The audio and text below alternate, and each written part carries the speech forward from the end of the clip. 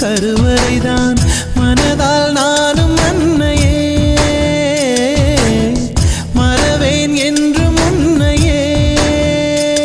நான் பாலைவனத்தில் விதை போல் நீ பருவம் தந்த மழை போல் என் காதல் செடியில் பூவும் பூத்ததே.